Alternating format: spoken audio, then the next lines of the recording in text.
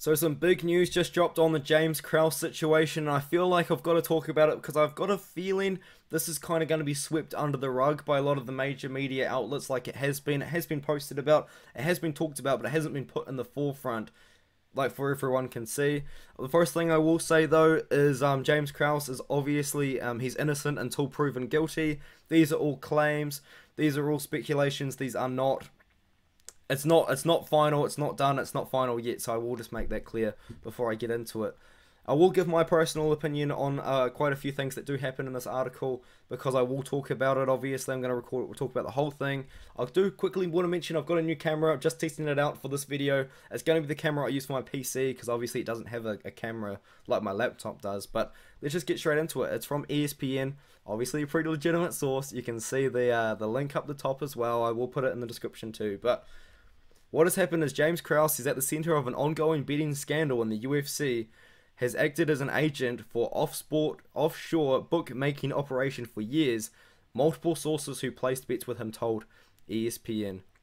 James Krause worked as an agent, a middleman between offshore sportsbooks and bettors for abcbetting.ag, according to people who wagered with him. As far back as 2019, this is not a new thing. Krause has publicly acknowledged that he was part of an online betting group that employed sophisticated tactics, including taking over other bettors' sportsbook accounts to circumvent betting limits. Now, multiple government agencies are investigating the November 5th, 2022 UFC fight in Las Vegas between Darrick Minner, who was coached by James Krause, and Shayla Ndembeki, after it was flagged for suspicious betting activity. New Jersey and New York sportsbooks, as well as offshore bookmakers, reported unusual betting interest on Minner to lose in the first round and for the fight to last fewer than 2.5 rounds. He lost by TKO just over a minute into the first round. In the month after the fight, gambling enforcement authorities in New Jersey halted wagering on any events associated with Krause, and 2 Canadian jurisdictions have suspended betting on the UFC temporarily. Multiple sources have told ESPN that FBI has been collecting information and interviewing people about the fight. Krause and Minner have been suspended indefinitely by the Nevada State Athletic Commission for failing to disclose an injury on his pre-fight medical questionnaire. Jeff Molina, another fighter in Krause's gym, has also been suspended as well, which is very interesting. And that actually question, you might think, why has Jeff Molina been suspended? That doesn't make any sense. But if we do go further into the article, that question does get answered. But the thing that I am going to be saying about this is I do think that Krause is going to be used as an example here. No matter the outcome, I think the UFC, I think even the commissions, whoever oversees gambling as well in the USA and internationally, is going to be like, this is a big deal. You can't be doing this. You can't be ruining the legitimacy of the sport, because if the sport's been delegitimized and people can't bet on it, this and that, UFC's going to lose major sponsors like DraftKings and other major books as well. And also, the general public is not going to see MMA as a legitimate sport. If it's delegitimate and people are making money by pretty much fixing fights, you know, the sport of MMA is going to go nowhere. It's a big deal. I feel like it's definitely not something that people really understand, because I'm seeing people say, oh well, if the UFC just let people bet on fights, you know, they would they wouldn't, this wouldn't have happened. But like, that's literally what's happened, is someone's gone into it compromised, into their fight compromised, potentially lost because of this, and a lot of people have made money off it, and a lot of people have probably lost money off it as well, people that were putting money on Darrick Minner to win and this and that. So it's just not a good situation all around. What happened was, literally hours before the matchup, so much money come on Shayla Ndembeki money line, a lot of money coming on Shayla Ndembeki to win in the first round, and also for the fight to not go 2.5 rounds. And that is because, very likely because Darrick Minner was injured, and someone knew that Darrick Minner was injured, and they let a lot of people know. And they didn't just let a lot of people know, they let a lot of people with a lot of money know that this happened, because this kind of line movement within hours really only happens if we're talking big money, big amounts of money is going on that fighter, and also those bets. But yeah, and the thing is, UFC did not prohibit fighters or their teams from gambling on bouts, including those they are involved in, until October. And this event actually happened in November. But I do believe that quite a few fighters come out, fighters that have been in the UFC for a long time, said actually, this is not a new thing. We've actually never been allowed to bet on the fight, so I don't know what goes on there. Obviously, I'm not in the UFC. You know, I'm just some guy sitting in his chair making a video. But a lot of people did come out and say, actually, we've never been allowed to bet on the fights in the first place anyway. But we'll just leave it there and move on. Neither Krause or Minna have spoken publicly about the defeat. And Minna has told ESPN that he has not been contacted by the FBI directly, and he is saying that nothing improper happened before the November 5th fight, which is interesting because he went into the fight injured and told the commission that he wasn't injured. He told ESPN that he had a minor knee injury before the fight and that he injured further during the bout. A doctor later determined that he tore ligaments around his knee. Minna also has said that he will not be commenting on the incidents. He will not be making any comments, and if someone wants to talk to him, they've got to talk to his attorney. And also, here's another one here. This is a big one in my opinion. Krause was an agent for Costa Rica-based online sportsbook abcbetting.ag. Bettors who said that they wagered with Krause told ESPN that he provided them with a line of credit and login information. They placed their wagers on the site and paid Krause directly. One source who bet with Krause told ESPN that money was exchanged using Venmo or PayPal. He asked if I wanted to bet with him and gave me a username and password. I think I won like a couple of $100, but then he just lost it by betting, and you know, sometimes it does happen, I guess. But the source also said that Krause did offer to give him a portion of the proceeds for any bettors they referred to him. Whoever bets, I'll give you kickbacks. And to be fair, that's not really a strange thing. I actually have a similar sort of concept on my channel, where if you guys sign up using my link and you do deposit money, I do get a small portion of that. And what actually happens is you guys get a bonus too. You get a 125% sign up bonus. This isn't a really rare thing. I think it's called, there's a very specific name, but it's pretty basic. You know, like you sign up with my link, you get something out of it as the person signing up, but also because I referred you to the site, then you get something. It's definitely not like a really rare thing. It's something that I've got going on. It's something that I've had going on for a very long time. I didn't really intend to advertise this on a video about this, but I did think that I'll bring it up, that it's not weird. It's not very strange, but it is somewhat strange that he said that he will he wants you to pay him directly. I feel like maybe it's pay him directly for his bets, but also I don't really understand why he's giving away usernames and passwords to sign up to the thing. And you may wonder why this is a big deal, but it does say offshore sportsbooks operate outside of the US regulations in countries like Costa Rica, Panama, Antigua, and Barbuda, where they are licensed. Some rely on networks of agents, often located in the US, to acquire customers and handle payments. US residents who have worked as agents for offshore sportsbooks have been charged with crimes such as tax evasion, operating an illegal sports betting organization, and money laundering.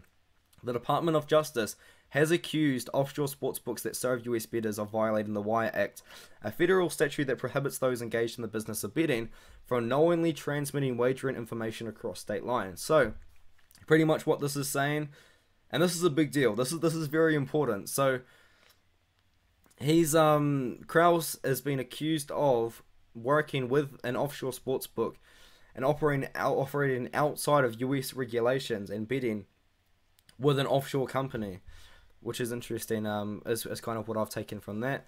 Last March, Krause launched a subscription service featuring his betting tips called the 1% Club on social media platform Discord. He told the podcast The MMA Hour in August that Discord had 2,000 subscribers. Some of them paid him as much as $2,000 a month. Active members of the 1% Club included a self-proclaimed professional bettor known as Shay and several UFC fighters, including Molina, a 25-year-old UFC flyweight. I want you guys to understand how much 2,000 subscribers is. If he had 2,000 people giving him $10 a month, he's getting $20,000 a month. That is, what, $240,000 a year of $10, and some of them are paying him up to $2,000. So he could be getting $100 a month of these people. He could be making millions of dollars with this Discord. And the funny thing is that I have always found a little bit interesting about Krause is if you look into his public bets, or if you did it at a certain time in 2022, I believe it's like a 6-month period in 2022, his public bets, if you bet all of his public bets that he made public, you would have lost money. So obviously, but he responded to that, yeah, that sounds about right, but I do make private bets as well. So he's literally said he makes private bets. So he's obviously making more money. And obviously maybe the more money you gave Krause, the more information you got, the more bets you got, this and that. I don't understand. I wasn't in the 1% club. I don't really do that sort of thing. But yeah, he also told the podcast as well that every card, just about every fight, includes someone that he's trained or trained in the past. He makes more gambling on MMA than he does anything else. We saw that interview, this and that. He's got people in the group that are well-known bettors in basketball and NFL and stuff like that as well. Now, here's the interesting bit. This is where it gets a little bit interesting. This is where Jeff Molina really plays a big part. Molina, the fighter trained by Krause and now under suspension in Nevada, wrote in the 1% Club on April the 10th that the insight Krause has on the sport is insane. And it's getting interesting. He's trained with a lot of the fighters. He lives and breathes the sport as a coach and fighter at the times. Has the scoop on injuries. At times, has the scoop on injuries. Not a good statement to have made on April when something very similar to do with a scoop on injuries potentially has happened in this matchup, in the Shea Leonard and Becky versus Derek Minner matchup. As well as non-announced matchups, that's probably not really going to get him a lot of money. Maybe just gives him more time to research them, this and that. Also, how fighters look in camp. That's also quite important to potentially knowing some insider information before placing a bet. In stocks, this is called insider trading. In MMA betting, it's called James Krause. In stocks, this is called insider trading. In MMA betting, it's called James Krause. And I'm just going to copy and paste insider trading, and we're going to get a definition. What is insider trading? So insider trading refers to the practice of purchasing or selling a publicly traded company's securities while in possession of material information that is not public information. So that is using non-public information pretty much to place bets, to buy stocks with the knowledge of non-public information, you know what I mean? Anyway, the thing is, he knew what he was getting into before placing the bet. Instead of maybe someone like you and I, we do our research. I can make a pick based off research, but I don't know if this person's been injured in camp. I don't know if this person's had a really bad weight cut until I see them on the scales, and even then, sometimes you can be pretty good at hiding that. But yeah, that's a pretty big deal in my opinion. And then just to close it off, in August, Krause posted in the Discord that his betting group was looking to take over the bettors' sportsbook accounts, especially offshore credit accounts and VIP accounts with regulated sportsbooks like DraftKings and FanDuel. He promised to place our sharpest wagers, known as accounts takeovers or betting partnerships. This practice is common among professional bettors who have had the amount they can wager limited by sportsbooks they can disguise who is placing the bets and get around the restrictions. So pretty much people just give him their account, he places the bets for them, and I believe he's going to get a bit of a kickback for making their money on their account, you know what I mean? I take over people's accounts and play for them. I do pretty well, says James Krause. The 1% Club discount was shut down just a couple of weeks after the Minner and Becky fight. ESPN's been reviewing it. Obviously, people looking into it. FBI's even looking into this. It's quite a big deal, really. But Joe Wooster, an MMA promoter in Kansas City, who said he was a good friend of James Krause, listened to the MMA Hour and just thought he was just upselling the product. Wooster told ESPN that Krause's actions were not against the rules until the UFC changed its policy in October. But now it's a huge big deal because of those implications. Krause said he first tried MMA when he was about 19 or 20, and then it just goes on about his life, like how much money he's made, how many properties he owns, this and that, it just goes into a little bit of personal stuff, which I'll probably just leave out of this one, but you can read the end of it if you want. But yeah, it seems a little bit like things are getting a little bit stacked against him. And my opinion on it really is, it's just not looking good for Krause, is it? It's just not. Like, it's been pretty clear that ESPN or just in general, it seems like they're really targeting Krause as like the mastermind behind the Derek Minner situation. I think what has happened is James Krause, he told a few select people about this information so they could bet on it. But I think these select people that he trusted not to tell anyone told other people, who told other people, told other people. And all of a sudden, you've got hundreds of people potentially really in the know, all putting in thousands of dollars, and all you're looking at millions of dollars potentially piling up on Shayla and Becky, which results in this insane live movement in a fight that probably wasn't getting very heavily betted anyway in general. So I think that's what's happened. I think Krause potentially have known something, potentially told other people, and those other people with that information then piled on the money, maybe told other people as well who put on the money, and it all kind of spiraled out of control, resulting in this. And I do find it interesting that Jeff Molina has been suspended as well.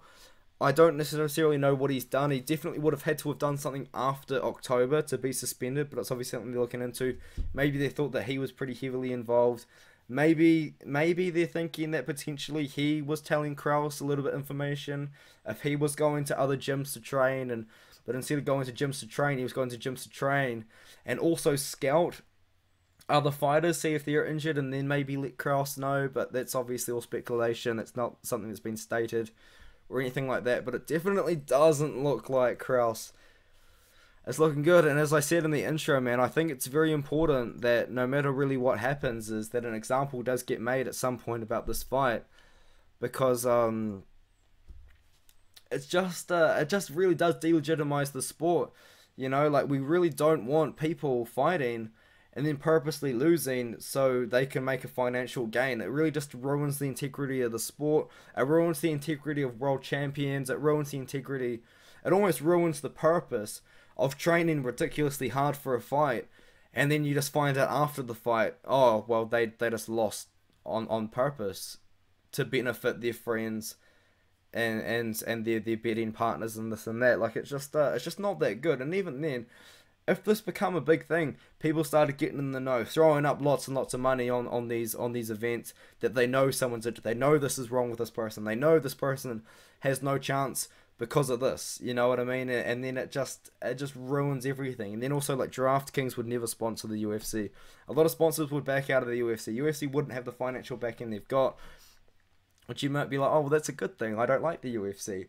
The thing is, hundreds of people and hundreds of families, maybe thousands of people and thousands of families do rely on the UFC as their income. And you may disagree that they don't pay their fighters enough. I don't think that they pay their bottom fighters enough.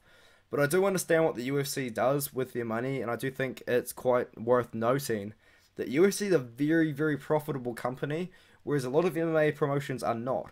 ONE FC lost over $100 million in 2020, I think it was, or it might have been 2021. And the UFC is making a profit. ONE FC is arguably the second, third, or fourth biggest promotion in the world. And they're making a net loss of $100 million, and UFC hereby is just turning a profit. They're doing it right. They're doing something right. I do understand 12 for 12 is not enough. 12 for 12 is not enough. The minimum fight pay really should just be 20 for 20 or 25 for 25. That's personally what I believe in. But yeah, at the end of the day, though, a fighter, if you think, oh man, this person's only getting paid $30,000 to fight, if they get paid $30,000 to fight and they also get 60K to win pretty much, and they fight 3 times in a year, they've made 180 grand a year, minus all of the gym stuff, I understand, but they're still making a pretty good money for themselves, and they've got sponsors on the side too. That's why I think 20 and 25 really should be the minimum. I don't like seeing people fight for 10 or 12 for 12. It's just not enough money, man. It really isn't. I do wish 20 for 20 or 25 to 25 was the minimum. That's a much more realistic minimum.